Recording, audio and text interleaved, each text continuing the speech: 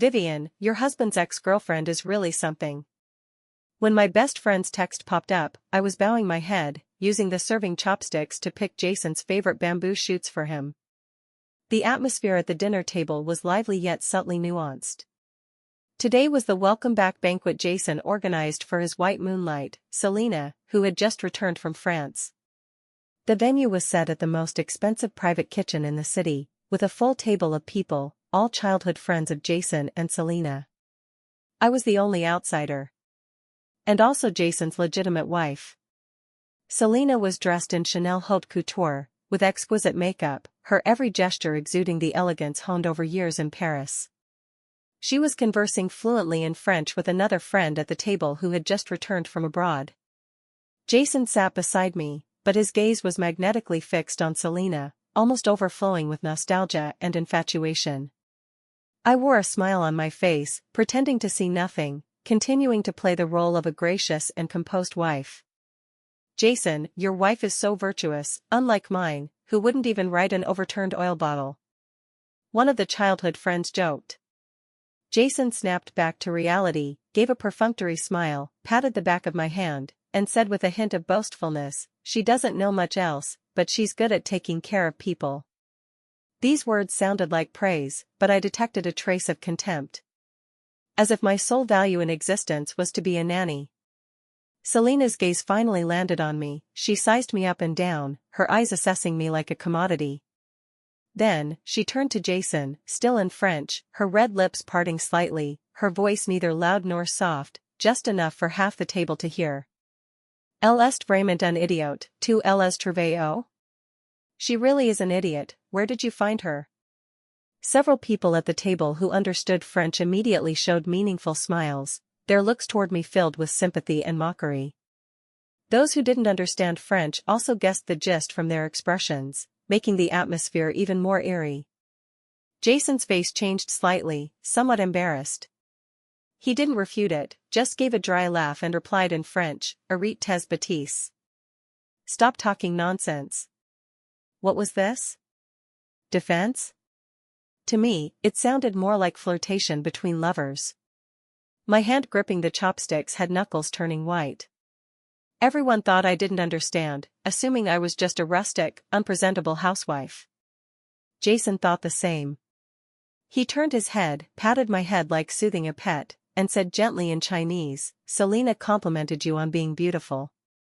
I lifted my head, giving him a sweet smile. Really? Then I must thank her.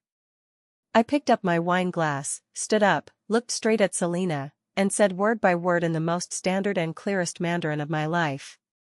"Miss Selena, thank you for your compliment. However, rather than being beautiful, I prefer others to praise me for having brains. After all, being beautiful is an advantage, but living beautifully is a skill. Don't you agree?" After saying that, I saw Selena's elegant smile freeze on her face. Jason's expression was even more spectacular. He probably never imagined that his idiot wife, who only knew how to take care of people and couldn't even speak English fluently, would give him such a big surprise at this banquet he had meticulously prepared for his white moonlight. The air at the table seemed to solidify. Everyone's gazes shuttled back and forth between Selena and me. Facing Selena's incredulous gaze, I smiled and drained the red wine in my glass in one gulp. The good show had just begun. Selena's face alternated between pale and ashen, she probably didn't expect that her proud linguistic advantage would become a joke in front of me. She took a deep breath, quickly regained her composure, and put on a proper smile again, though the smile didn't reach her eyes. Vivian really knows how to joke, she switched back to Chinese, but her tone still carried a deliberate sense of superiority. "I was just joking with Jason, didn't expect you to react so strongly. In France, friends talk like this normally." With a light sentence, she defined the malicious humiliation as a joke, and incidentally implied that I was making a fuss over nothing and didn't understand French humor. The others at the table immediately tried to smooth things over. Yeah, Selena just came back, she speaks straightforwardly, sister-in-law, don't take it to heart." "Exactly, Jason, you should manage it, you've scared Selena." The spearhead instantly pointed at me. As if I was the villain disrupting the atmosphere. Jason's face was extremely ugly. He lowered his voice, with a hint of reproach, saying to me, "Vivian, have you made enough of a scene? Today is to welcome Selena back, don't make everyone embarrassed." Looking at him, I suddenly found it incredibly ridiculous. He thought I had embarrassed him. But he never thought about how embarrassed I was when his white moonlight called me an idiot in front of everyone. I ignored him and looked at Selena again, my smile still gentle. "Miss Selena is joking, how could I be angry? I just think that since we're on Chinese soil, in front of Chinese people, it's better to speak more Chinese." After all, I paused, slowly adding, "Not everyone is like me, who happens to understand Miss Selena's French joke. I deliberately emphasized the words French joke. Selena's face could no longer hold up. This sentence of mine directly tore away her fig leaf of joke, putting her malice blatantly on the table. Everyone present was shrewd, how could they not understand the implication in my words? For a moment, the atmosphere became extremely awkward. One of Jason's best buddies, named Michael, came out to smooth things over. All right, everyone say less, the dishes are getting cold. Come, let's toast Selena, welcome back to the country." Everyone raised their glasses, using the toast to turn over this awkward page. Jason glared at me fiercely, the warning and anger in his eyes like knives. I ignored it, sat down, and ate quietly. In the following time, Selena didn't use French again, but in her speech and demeanor, she still constantly displayed her superiority. She talked about the exhibitions she saw at the Louvre, her shopping experiences on Champs-Élysées, and how the chef at a Michelin 3-star restaurant was her friend. And Jason, like the most loyal listener, kept his gaze fervent throughout, occasionally sighing in admiration. They reminisced about the past, from their childhood sweethearts to their adolescent first loves. Those pasts, I had never participated in. I was like an outsider, sitting quietly here, watching my husband reminisce about the fleeting years with another woman. "Jason, do you remember? In senior year of high school, to accompany me to watch the meteor shower, you lied to your aunt saying you were going to the library, and got caught, almost getting your legs broken." Selena said with a smile, her eyes sparkling. Jason's face also showed a nostalgic smile. "How could I forget, I was so silly back then." "No, so brave." Selena looked at him, her eyes full of affection. My hand under the table clenched again. "I remember, in the first year of our marriage, on my birthday, I wanted him to accompany me to a midnight movie. He said he was too tired, had a meeting the next day, and told me not to be so inconsiderate. It turns out, he wasn't unromantic, the object of his romance just wasn't me." At this moment, Selena's phone rang. She glanced at the screen, showed a joyful expression, answered the call, and switched back to her fluent French. She seemed to have forgotten the earlier lesson, or rather, she was accustomed to using this way to highlight her uniqueness. Speaking to the other end of the phone in an intimate and excited tone, after a few sentences, she suddenly mentioned a name. "Mr. Dupont? Yes, I very much hope to facilitate this collaboration." Hearing the surname Dupont, my action of picking food paused slightly.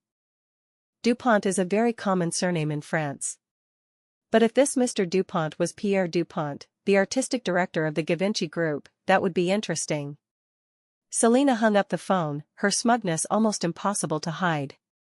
She shook her phone and smiled at everyone. "A collaborator, the artistic director of the French Givenchy Group, wants to invite me next week to discuss a joint art exhibition project."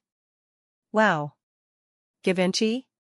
Someone at the table exclaimed. "Selena, you're too amazing." "Exactly, just back in the country and landing such a big project." For a moment, compliments arose everywhere. Jason felt even more honored, his gaze at Selena filled with admiration and adoration almost tangible. "I knew it, wherever you go, you'll shine," he sincerely praised. Selena modestly waved her hand, but her gaze seemed unintentionally swept over me, with a hint of provocation. "It's still in the preliminary contact stage, nothing is set yet.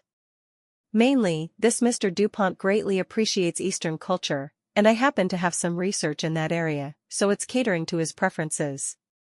She picked up her red wine glass, gently swirling it, her posture elegant. Moreover, I have a good personal relationship with Mr. Dupont. When in Paris before, he even invited me to his private winery at home for wine tasting. Everyone exclaimed again. Having a personal connection with Givenchy's top executive, in their view, was an extraordinary network and asset. Jason's gaze at me also carried an imperceptible complexity. Perhaps in his view, a woman like Selena, who could shine in her career and possess international connections, was worthy of him.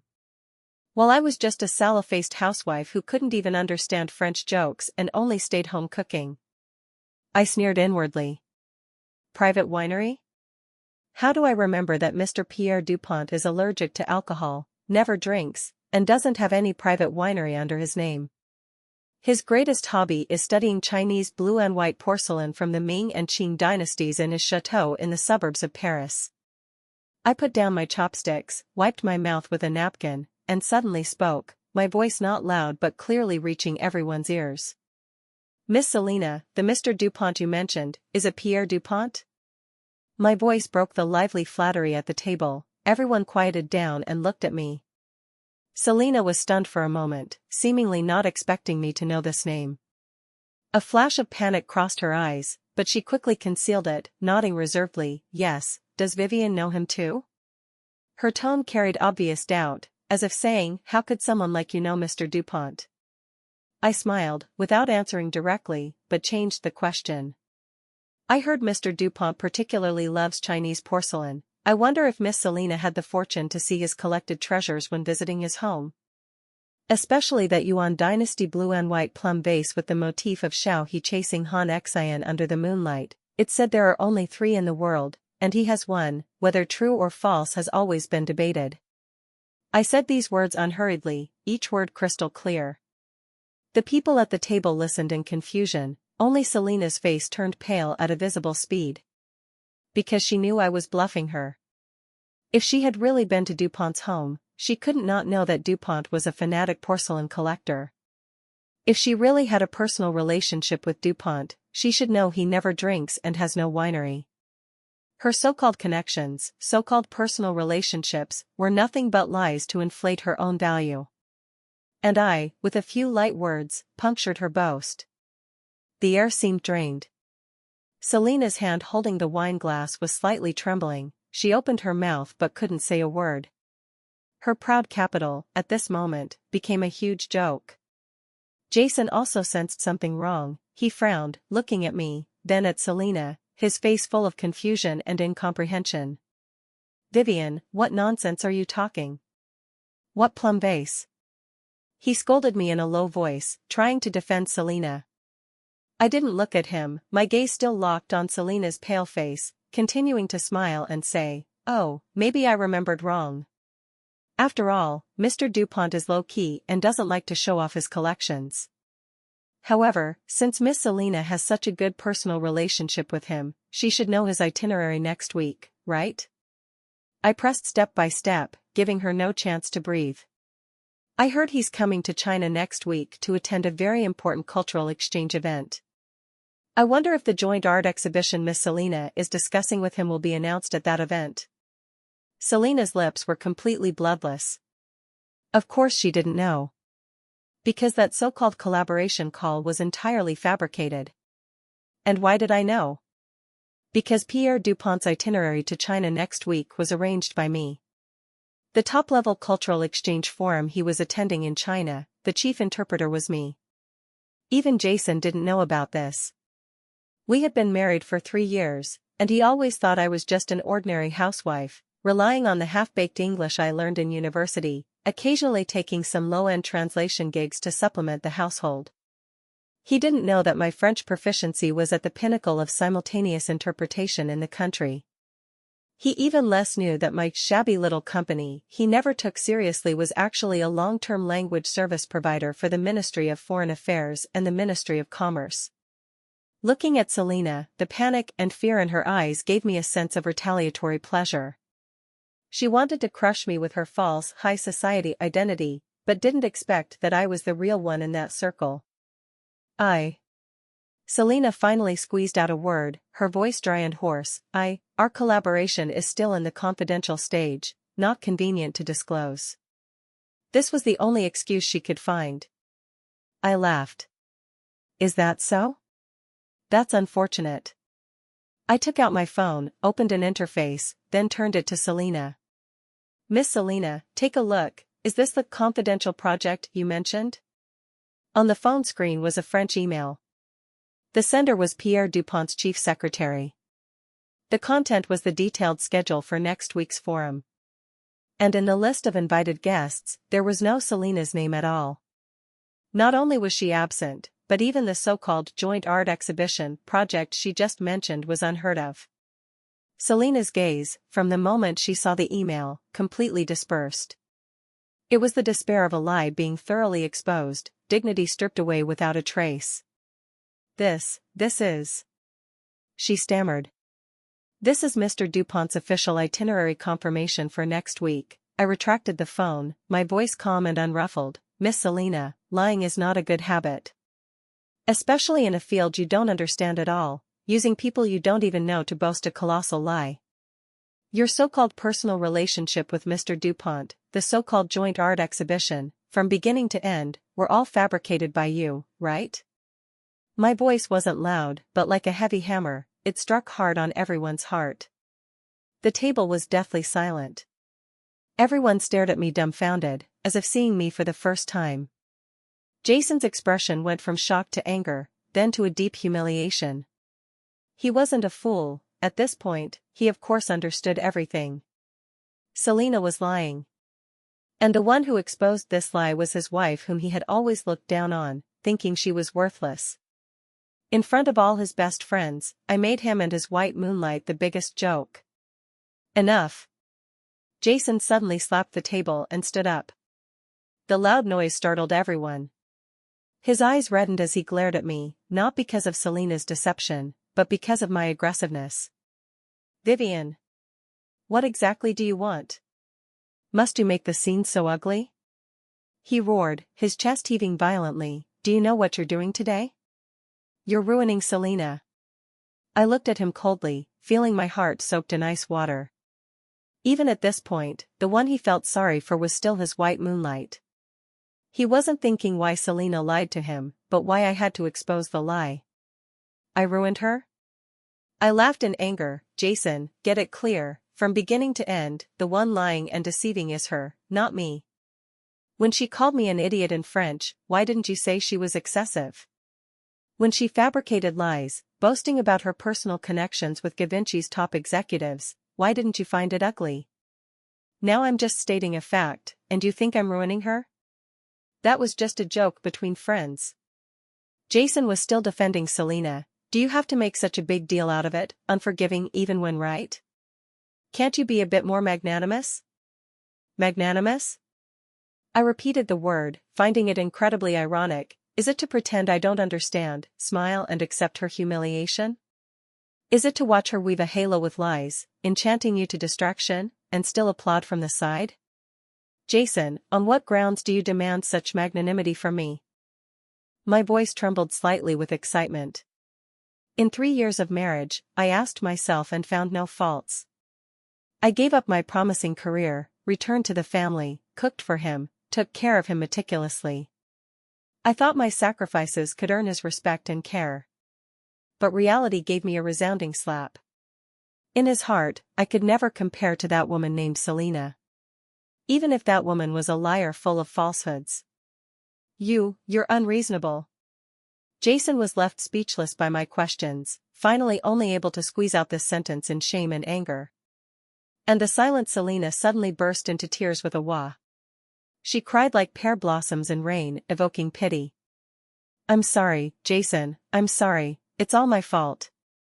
She sobbed, I just wanted to perform better in front of you.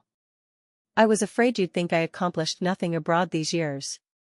I didn't mean to deceive you. These words instantly tipped Jason's balance completely. He immediately turned around, fumbling to comfort Selena, his tone so gentle it could drip water. All right, don't cry, I know you didn't mean it, I don't blame you. He pulled out a tissue, carefully wiping her tears, his actions cherishing and heartache. As if Selena was the treasure he held in his palm. And I, the legitimate wife, just stood there like a clown. The others at the table looked at each other, the atmosphere awkward and eerie.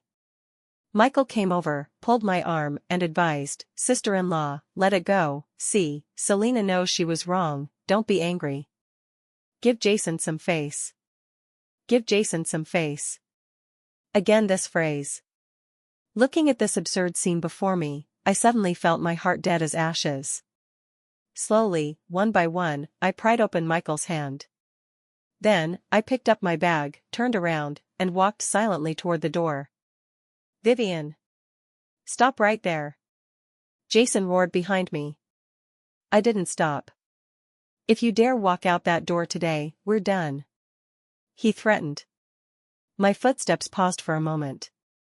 Then, without looking back, I pulled open that heavy wooden door and walked out. "Jason, we were done long ago. From the moment you decided to hold this welcome banquet for her, from when she called me an idiot and you remained indifferent, from when you made me choose to swallow my anger for your face.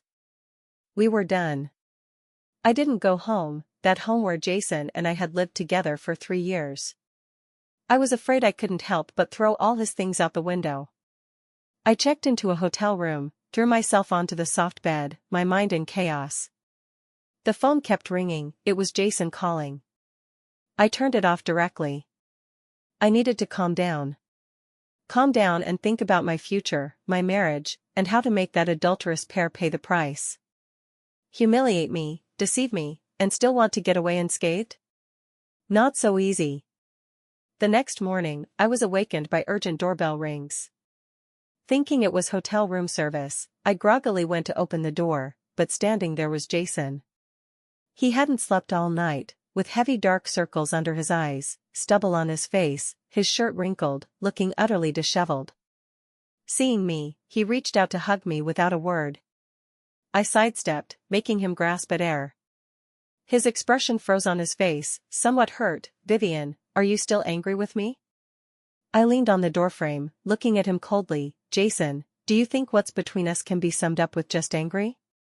I know I was wrong yesterday, I shouldn't have yelled at you." He lowered his stance, trying to hold my hand. "But you can't just leave like that, and turn off your phone. Do you know I searched for you all night, almost going crazy with worry." His tone carried anxiety and concern, acted so realistically. If it were before yesterday, I might have softened, been moved. But now, I only felt disgusted. "Rushing to find me, afraid I'll spread last night's joke, affecting your glorious image as director Jason?" I satirized mercilessly.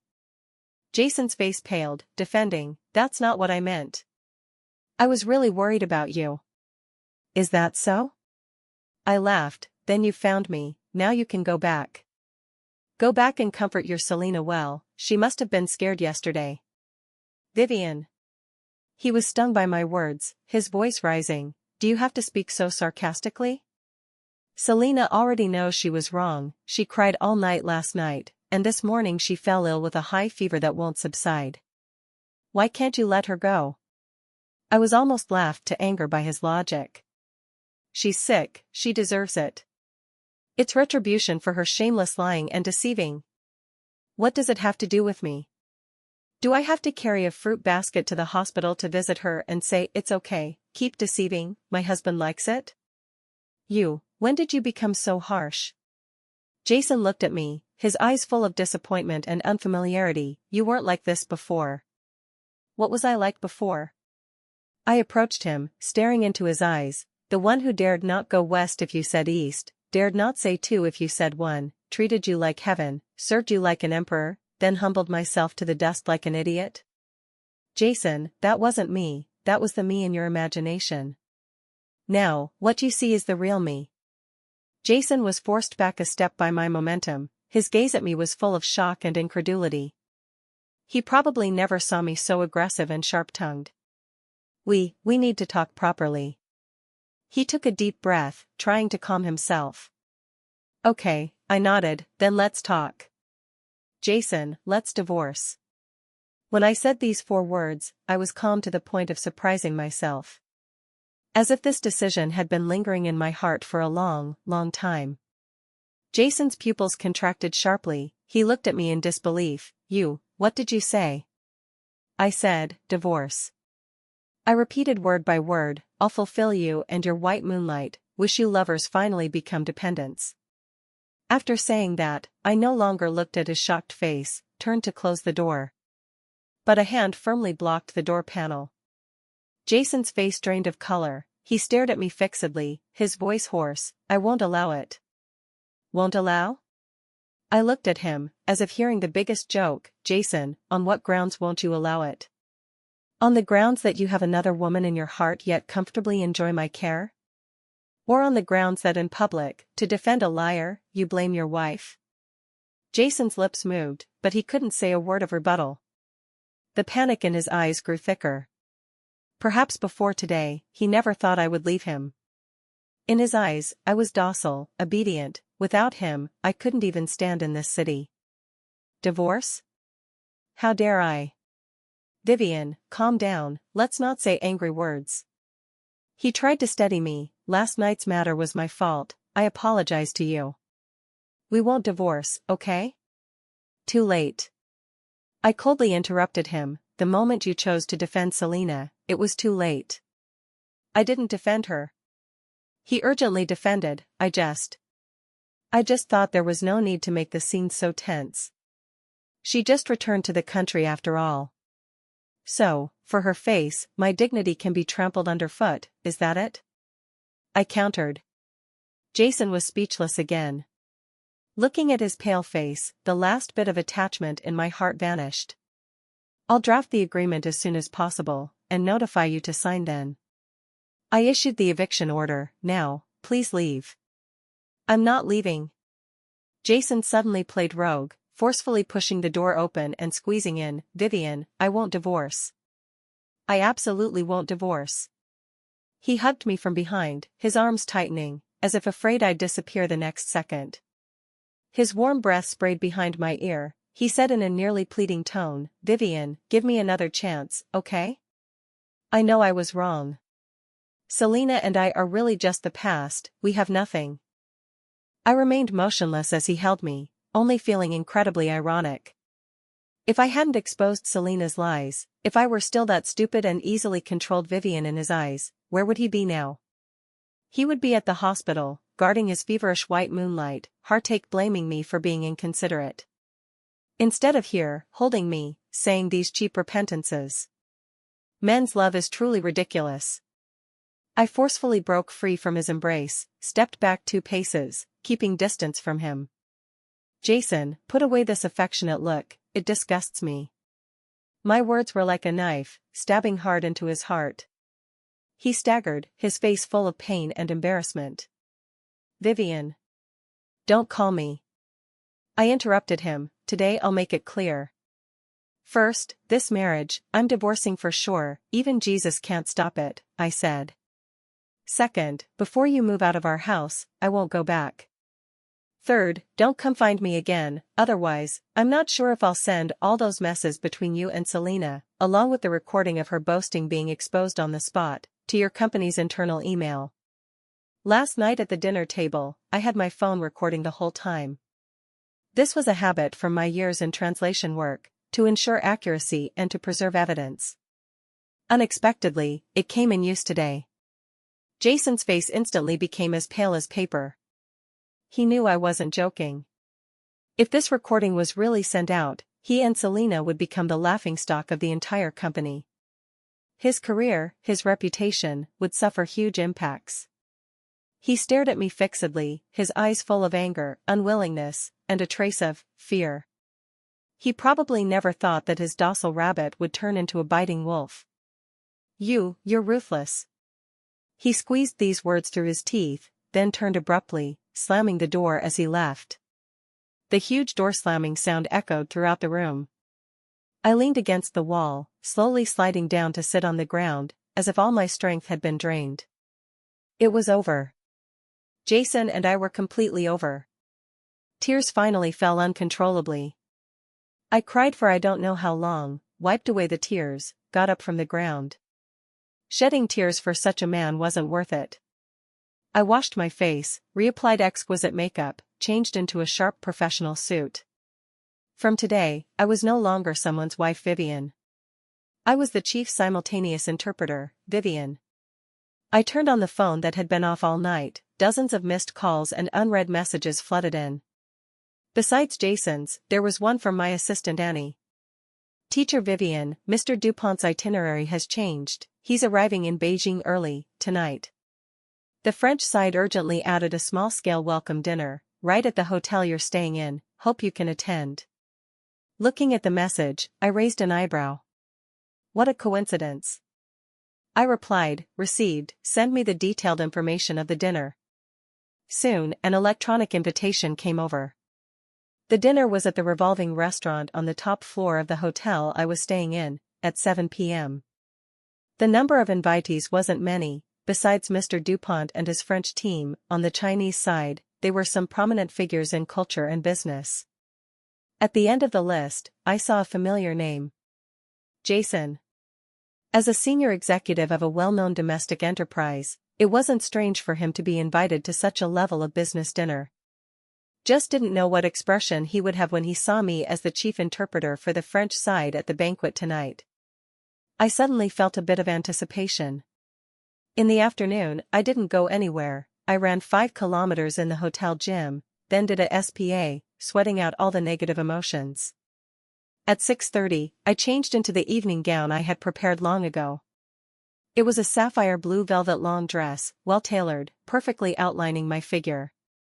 I pinned up my hair, leaving only a few strands hanging by my ears, paired with diamond earrings and a simple necklace. The woman in the mirror was elegant, confident, with a touch of distant coldness in her eyes. Good, this was the way I should be. I walked into the elevator, pressed the top floor button. The elevator door opened, melodious violin music came. I walked into the revolving restaurant, the waiter immediately came up, respectfully leading me to my seat. My seat was arranged at the main table, right at Mr. Dupont's right hand. This was the exclusive position for the chief interpreter, convenient for communication at any time. After sitting down, my gaze scanned the venue. Soon, at a table not far away, I saw Jason. He was holding a wine glass, chatting and laughing with people around him, looking like a successful person. He hadn't noticed me yet. At this time, the protagonist of the banquet, Mr. Pierre Dupont, walked in surrounded by people. He was a French man nearing 60, with gray hair, but spirited and sharp-eyed. I stood up and went to greet him. Bonsoir, Monsieur Dupont. Bienvenue à Pékin. Good evening, Mr. Dupont. Welcome to Beijing. I smiled, greeting him in pure Parisian accent. Mr. Dupont saw me, stunned for a moment, then showed a surprised smile on his face. Mademoiselle Vivian. Enchanté de faire votre connaissance. Miss Vivian. Pleased to meet you.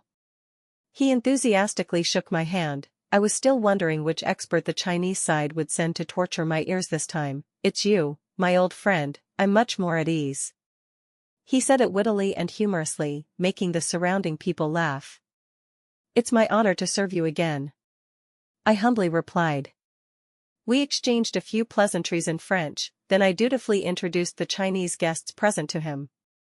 For each introduction, I used the most precise language to translate the other's identity, background, and some interesting personal information to Mr. Dupont. My voice wasn't loud, but clear and fluent, with a unique rhythmic sense under the violin background. The gazes of everyone in the banquet hall were involuntarily drawn over. They looked at me, this elegant and confident Eastern woman who handled herself with ease even in front of top French executives, their eyes full of amazement and inquiry. Of course, this included Jason. I could feel a scorching, incredulous gaze nailed to my back like a nail. I didn't need to turn back to know what expression he had now. Shock, confusion, bewilderment, perhaps a trace of anger from being deceived. Truly ridiculous, what right did he have to be angry? After introducing all the guests, I accompanied Mr. Dupont to sit at the main table. The dinner officially began. And I, the protagonist of the good show, was finally going to confront him face to face. The dinner atmosphere was very good. Mr. Dupont was talkative, with a strong interest in Chinese culture. As his interpreter, I sometimes conveyed precisely, sometimes cleverly supplemented, presenting the differences and commonalities of the two cultures in the most vivid language, earning applause from the whole hall. I could feel Jason's gaze never left me from beginning to end. The complex emotions in that gaze were like an overturned palette: shock, regret, unwillingness, and a trace of pain I couldn't understand. He probably racked his brains but couldn't figure out how his wife, who in his eyes only did housework and had simple thoughts, suddenly transformed into the most dazzling star at tonight's banquet. During the intermission, Mr. Dupont was invited aside by several business tycoons for exchange. I finally had a moment to breathe.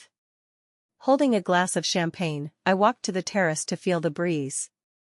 The evening wind was slightly cool, brushing my cheeks, clearing my somewhat heated mind from high concentration. "Who exactly are you?" A voice suppressing anger sounded behind me. I didn't turn back, knowing it was Jason. I sipped the champagne, faintly saying, "I'm Vivian, your wife." "Oh no, accurately, ex-wife. You've been deceiving me all along." His voice carried a tremble, of anger and humiliation, simultaneous interpretation. "Givenchy, Dupont, why have you never told me any of this?"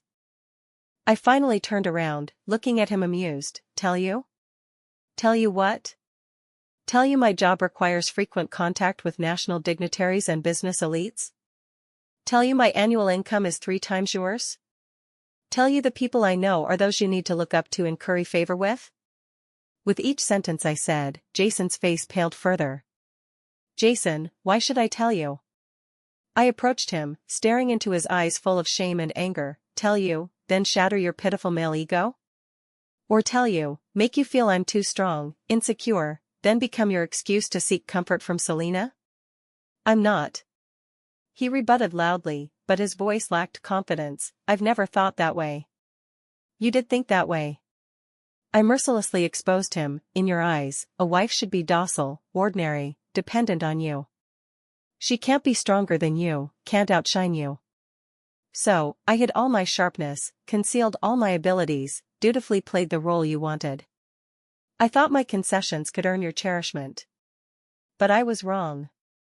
Jason, what you wanted was never an equal partner, but an accessory to satisfy your male chauvinism. My words, like the sharpest knife, dissected the deepest, most unbearable selfishness and hypocrisy in his heart. He staggered back 2 steps, leaning on the railing, face pale, unable to say a word. Yes, he had nothing to say. Because every sentence I said was fact. At this time, a figure walked toward us. It was Selena. She was here too. She was wearing a white evening gown, with exquisite makeup, but still couldn't cover the weariness and illness between her brows. She probably came as Jason's companion or used some other connection. She walked to Jason's side, weakly holding his arm, then lifted her head, looking at me with a victor's posture. "Miss Vivian, long time no see." She spoke first, her tone carrying a hint of smugness. "Didn't expect you to have such skills." Her eyes seemed to say, "Even if you can speak a few French sentences, so what?" Jason is still by my side now. I couldn't be bothered with her, my gaze falling back on Jason's face. "Jason, I'll ask you one last time, the marriage, will you divorce or not?" Jason looked at me, then at the pitiable Selena beside him, his eyes struggling. Seeing this, Selena immediately added fuel to the fire. She leaned into Jason's arms, saying in a aggrieved and innocent tone, "Jason, don't blame Miss Vivian, it's all my fault. If I hadn't come back, you wouldn't." This art of playing the victim was truly masterful. Sure enough, the struggle in Jason's eyes gradually turned into heartache for Selena. He patted Selena's back, then lifted his head, looking at me, his eyes becoming cold and firm. "Vivian, I won't divorce. Selena is in poor health, she just returned to the country, has nothing, I can't abandon her at this time." Listening to his high-sounding reasons, I suddenly laughed.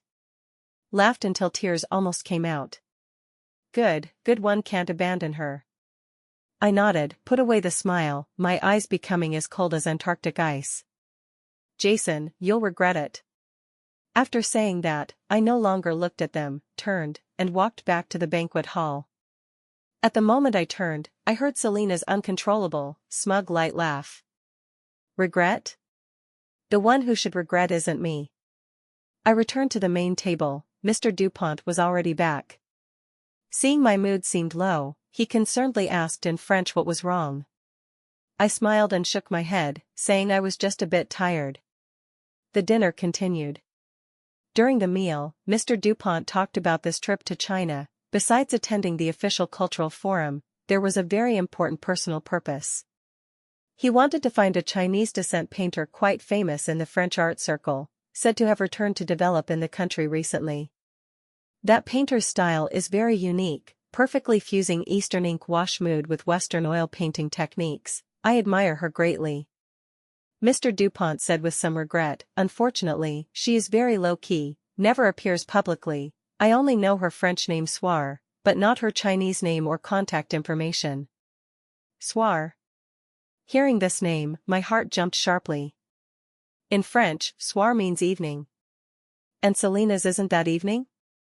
I subconsciously glanced in Selena's direction. I saw her excited with a flushed face, her hand holding the wine glass trembling. Jason beside her also had a face of ecstasy and pride. It seemed Selena was that mysterious painter Soir. I sneered inwardly, truly, what one searches for fruitlessly comes effortlessly. I was just worrying how to make Selena pay for her actions. She herself handed me the knife. "Mr. Dupont," I spoke, tone calm, "the painter you mentioned, I might know her." "Oh?" Mr. Dupont immediately became interested. "Really?" "Miss Vivian, that's wonderful." The gazes of the whole venue focused on me again. Jason and Selena's expressions were even more spectacular. Selena's face couldn't hide her smugness and anticipation. She probably thought I was publicly admitting defeat, taking the initiative to bridge her and Mr. Dupont. Jason's gaze at me was also full of complexity. Perhaps in his view, I was using my resources to please him, to salvage him. They were all wrong. Facing everyone's gazes, I slowly stood up, then turned towards Selena's direction. "Miss Selena," I called her name, "everyone knows you just returned from France, with considerable attainments in art. I wonder if you know this painter named Soir?" I deliberately threw the question to her. Selena stood up, her face with just the right reserve and surprise. "Miss Vivian is joking. Soir is actually my pen name." Wow. The venue immediately erupted in exclamations and compliments. So Miss Selena is that genius painter? Truly disrespectful. Jason even straightened his back, feeling honored. Selena enjoyed the crowd's adulation, then looked at Mr. Dupont, slightly bowing. "Mr. Dupont, hello, I am Soir." Mr. Dupont excitedly stood up, quickly walking toward her, his face full of appreciation. "Miss Soir, I finally meet you. Your paintings are simply God's masterpieces." "You're too kind." Selena laughed, trembling like flowers. Just as the two were about to enact a touching scene of Bull and the Swift Horse, my clear and cold voice rose inopportunely. "Wait." Everyone looked at me. I walked in front of Selena, looking at her, asking word by word, "Miss Selena, are you sure you are Soir?" Selena's smile stiffened. "Miss Vivian, what do you mean?" "Nothing," I smiled, but the smile carried a trace of icy chill. "I just want to remind you, impersonating others, especially in front of someone like Mr. Dupont, is not a fun game." "Nonsense." Selena immediately rebutted, her voice sharp. "I am Soir. All my paintings have my signature." "Is that so?" I took out a small USB drive from my handbag, handed it to the nearby waiter. "Please, project the contents of this onto the big screen." Soon, the big screen lit up. What appeared on the screen were exquisite paintings one after another. Precisely in Soir's style. Each painting's bottom right corner had a Soir signature. Selena's face showed a victorious smile. However, the next second, the screen changed, showing a video. In the video, a slender girl was sitting in front of an easel, quietly painting. Her brushwork, her style, was exactly Soir's. And that girl wasn't Selena. At the end of the video, the girl completed the painting, signing her name in the bottom right, Soir. Then, she lifted her head, showing a shy smile to the camera. That face was strikingly Selena's university roommate, a girl from a poor family but with exceptional painting talent, Emily. Selena's face, upon seeing the video, completely lost color. She stood like a statue, rigid in place, trembling all over. This can't be, this can't be," she murmured.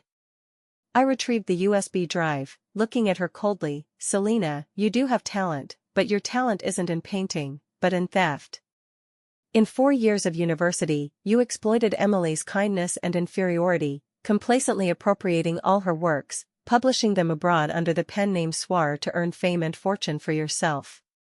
And she, the true genius, due to depression, left this world 3 years ago. You stepped on her corpse, enjoying glory that doesn't belong to you. In the midnight dreams, don't you feel afraid?" My voice, in the silent banquet hall, each word pierced the heart. Everyone was stunned. Mr. Dupont's face changed from appreciation to fury and contempt. Jason's face was even more drained of color. He looked at Selena in disbelief, as if seeing this woman he had loved for so many years for the first time. "No. No. It's not like that." Selena finally collapsed, shaking her head frantically. "She willingly gave them to me. She was useless herself. She confessed without being pressed." Everything settled. Looking at her deranged appearance, I had no pity in my heart. I walked in front of her, saying in a voice only we two could hear, "I forgot to tell you, Emily is my cousin." Selena's pupils suddenly contracted to pinpoints. Looking at her utterly despairing face, I turned, picked up my bag, and walked straight to the door amid everyone's complex gazes. Jason suddenly rushed over, grabbing my hand, his voice hoarse with a plea, "Vivian." I shook off his hand, too lazy to give him even a glance. My new life had nothing to do with him.